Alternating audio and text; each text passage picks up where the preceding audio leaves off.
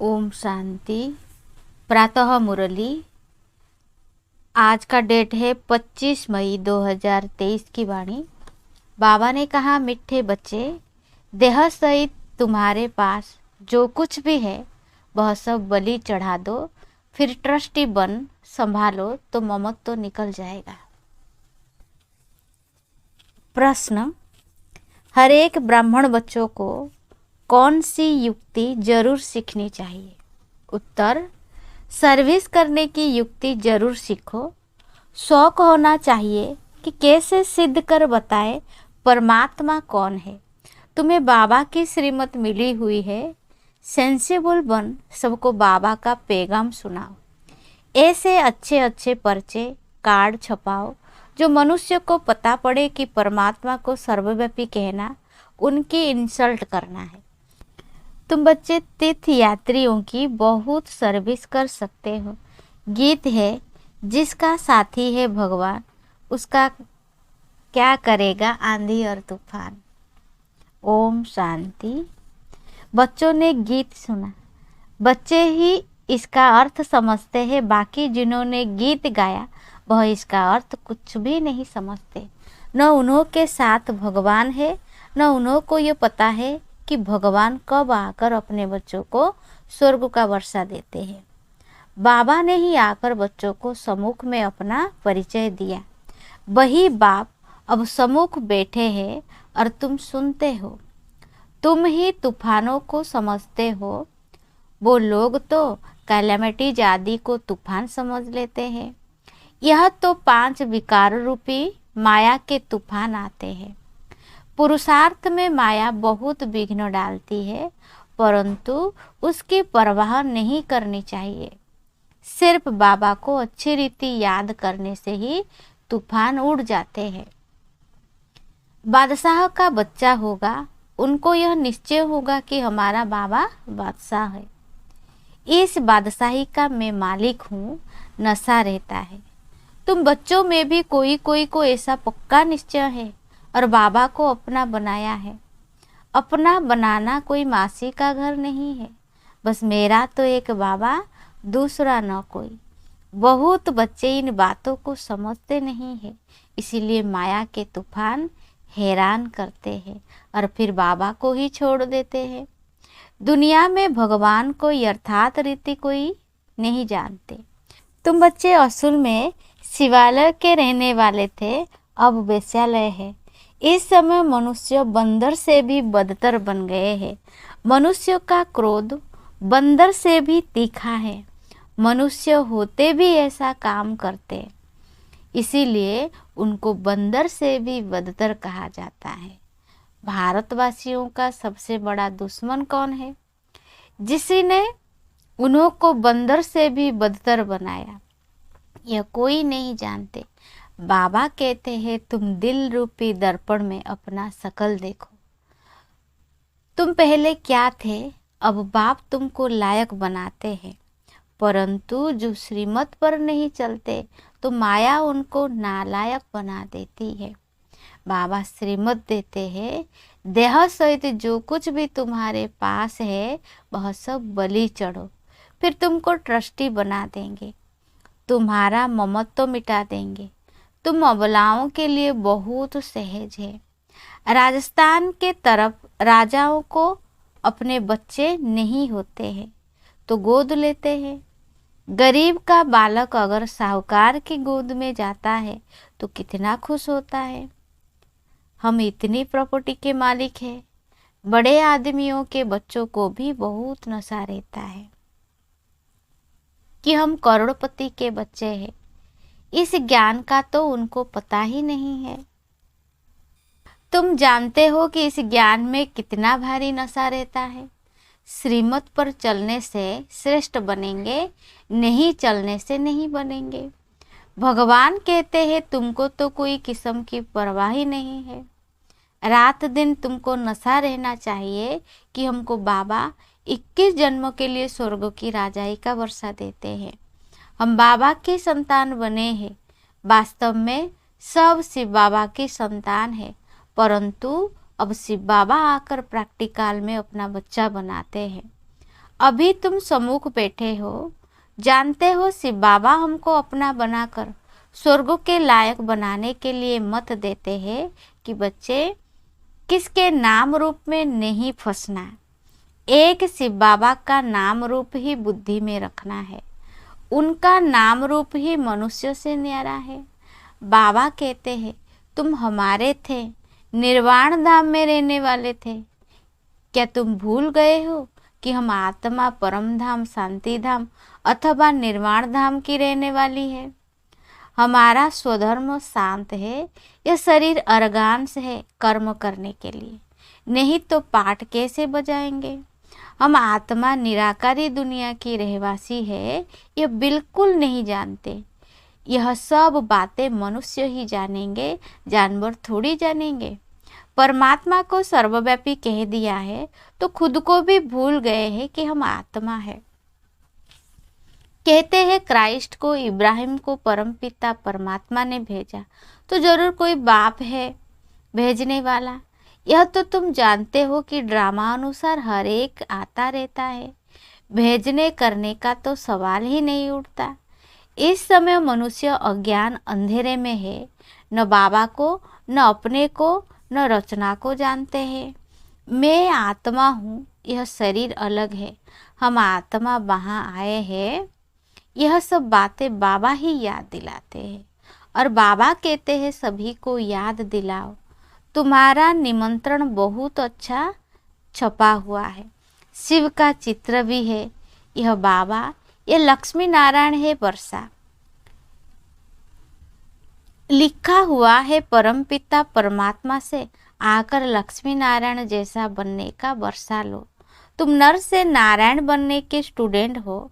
वह साहूकार आदि के बच्चे पढ़ते होंगे तो कितना खुश होते होंगे, परंतु हमारे आगे तो वह कुछ भी नहीं है। अल्पकाल के सुख के लिए मेहनत करते हैं।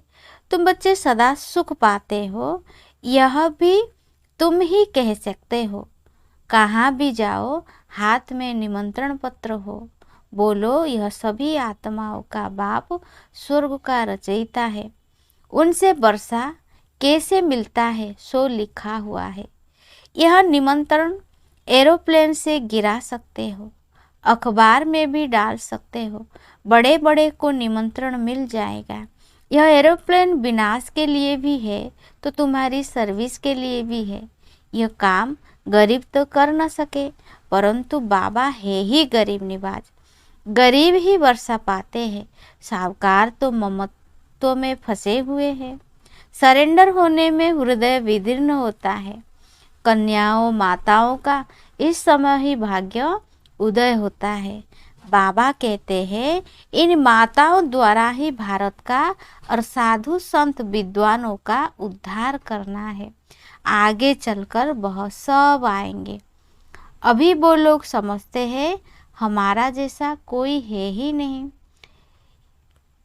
वह यह नहीं जानते कि गृहस्थ व्यवहार में रहते बाबा ने राजयोग सिखाया है। उन्हों का हठ योग कर्म संन्यास अलग है। भगवान तो जरूर आकर स्वर्ग का मालिक बनाएंगे, तो तुमको कितनी खुशी रहनी चाहिए। बाबा भक्ति में भी लक्ष्मी नारायण के चित्र को बहुत प्यार से साथ में रखते थे। श्री कृष्ण के चित्र को देख बहुत खुश होते थे। बाबा बच्चों को समझाते हैं कि अपना और दूसरों का कल्याण करना है तो सर्विस में लग जाओ। एम ऑब्जेक्ट तो बहुत क्लियर है। वर्षा है डीटी, वर्ल्ड सर्वेंटी, ऊपर शिव बाबा नीचे लक्ष्मी नारायण। कितना सहज है समझाना। तो सबको निमंत्रण देना है बेहद के बाबा से स्वर्ग का वर्षा जरूर मिलना है। जहाँ बहुत लोग जाते हैं वहाँ यह पर्चे जरूर फेंकना चाहिए। कोई कुछ कह नहीं सकता, अगर कोई कहे तो हम सिद्ध कर समझाएंगे कि बाप जिससे स्वर्ग का वर्षा मिलता है उनको तुम सर्वव्यापी कहते हो। बाबा कहते हैं देखो यह मेरी इंसल्ट करते हो। मैं स्वर्ग का मालिक बनाता, मुझे फिर भीतर ठिकर में डाल दिया है। अब तुम्हें श्रीमत मिलती है कि यह पर्चे खूब बांटो। अमरनाथ की यात्रा पर झुंड जाता है, वहाँ जाकर बांटो। इसमें लिखा हुआ है, यज्ञ तप तीर्थ आदि से मैं नहीं मिलता हूँ, परंतु समझाने वाला सेंसिबल चाहिए, समझाना चाहिए, वह है गॉड फादर। सिर्फ भगवान ईश्वर परमात्मा कहने से पिता अक्षर नहीं आता, गॉड फादर कहने से पिता अक्षर आता है। हम सभी एक फादर के बच्चे ठहरे। परमात्मा सर्वव्यापी है, तो क्या परमात्मा पतित हो गया? वह तो है ऊंचे ते ऊंचा। उनका यादगार मंदिर भी है। तो बच्चों को युक्ति से सर्विस करने का शौक चाहिए। यात्रा पर जाकर बहुत सर्विस कर सकते हो। वह है जिस्मानी यात्रा, तुम हो रूहानी यात्री। समझाना चाहिए तुम कहाँ जाते हो। शंकर पार्वती तो सूक्ष्म वतन में रहते हैं, यहाँ वह कहाँ से आए? यह सब है भक्ति मार्ग। तो ऐसे तुम बहुत सर्विस कर सकते हो। भक्त बेचारे बहुत धक्का खाते रहते हैं, तो उन पर तरस पड़ता है। उनको बोलो तुम अपने धर्मों को भूले हुए हो। हिंदू धर्म किसने स्थापना किया? सर्विस तो बहुत अच्छा है। बच्चों को खड़ा होना चाहिए। बाप आया है स्वर्ग का वर्षा देने, फिर भी माया नाक से पकड़ एकदम मुंह फिरा देती है। इसीलिए माया से बहुत खबरदार रहना है। अभी तुम बच्चे बाप दादा के सम्मुख बैठे हो। दुनिया को थोड़े ही मालूम है कि बाप सम्मुख आया है। सब आत्माओं की ज्योत बुझी हुई है, एकदम बुझ नहीं जाती है, थोड़ी लाइट रहती है। फिर बाबा आकर ज्ञान घृत डालते हैं। जब कोई मरता है तो दीवा जगाते हैं। यहाँ योग से आत्मा की ज्योत जगाई जाती है, ज्ञान की धारणा करते रहते हैं। भारत का प्राचीन राजयोग मशहूर है। वह निवृत्ति मार्ग वाले तो अनेक प्रकार के हठ योगी सिखलाते हैं, फायदा कुछ भी नहीं, नीचे गिरते ही जाते हैं। सिवाय योगेश्वर के कोई योग सिखला न सके। योग सिखलाने वाला है ईश्वर, वह है निराकार। बाप कहते हैं तुमको अब योग सिखला रहा हूँ। अब तुम्हारा 84 का पाठ पूरा हुआ। कोई के 84 जन्म, कोई के 60, कोई के 1-2 जन्म भी होता है। तो बच्चों को खूब सर्विस करनी है। भारत ही हेवन था, गॉड गॉडेज का राज्य था। यह बातें तुम्हारे सिवाय कोई समझा न सके। गाली भी तुमको खानी पड़ती है। बाबा गाली खाएंगे तो क्या बच्चे नहीं खाएंगे? सितम सहन करेंगे, यह भी ड्रामा में नोंद है। फिर भी ऐसे ही होगा। अभी तुम बच्चों को पारस बुद्धि बनाता हूँ। ऐसे बच्चों को बहुत याद करना चाहिए जो विश्व का मालिक बनाते हैं। कहते हैं बच्चे जीते रहो, स्वर्गों का राज्य लो। ऐसे मीठे मीठे बाबा को तुम याद नहीं कर सकते हो? याद से ही विकर्म विनाश होंगे। रहा हुआ पापों का खाता यहाँ चुक्त करना है। अगर योग नहीं लगाएंगे तो सजा खानी पड़ेगी। उस समय बाबा साक्षात्कार भी कराते हैं। तुम हमारे बनकर फिर फारकती दे, तुम ट्रेटर बन गए। तुमने शुरुआत में साक्षात्कार भी किया है। अच्छा, मीठे मीठे सिखिल दे सदा सलामत बच्चों को माता पिता का याद प्यार और गुड मॉर्निंग। बच्चों को समझना है कि हम यह शरीर छोड़ स्वीट होम में जाएंगे। अब यहाँ रहने में जरा भी मज़ा नहीं है। अब हम बाबा के पास जाते हैं, बाबा को ही याद करना है। वहाँ से फिर स्वर्ग धाम में जाएंगे। यह यात्रा बड़ी वंडरफुल है। इसमें माया बहुत विघ्न डालती है। अच्छा, बच्चों प्रति माता पिता बाप दादा का याद प्यार और गुड मॉर्निंग। रूहानी बाप की रूहानी बच्चों को नमस्ते। हम रूहानी बाप की रूहानी बच्चों को नमस्ते। धारणा सार है। पहला पॉइंट, एक शिव बाबा का नाम रूप बुद्धि में रखना है और किसी के नाम रूप में फंसना नहीं है। दूसरा पॉइंट, माया के तूफानों की परवाह नहीं करनी है। मेरा तो एक शिव बाबा, दूसरा न कोई। इस विधि से तूफान हटा देना है। आज का वरदान है, सदा यथार्थ श्रेष्ठ कर्म द्वारा सफलता का फल प्राप्त करने वाले ज्ञानी योगी तू आत्मा भव। सदा यथार्थ श्रेष्ठ कर्म द्वारा सफलता का फल प्राप्त करने वाले ज्ञानी योगी तू आत्मा भव। डिटेल्स है, जो ज्ञानी और योगी तू आत्मा है, उनके हर कर्म स्वतः युक्ति युक्त होता है। युक्ति युक्त अर्थात सदा यथार्थ श्रेष्ठ कर्म।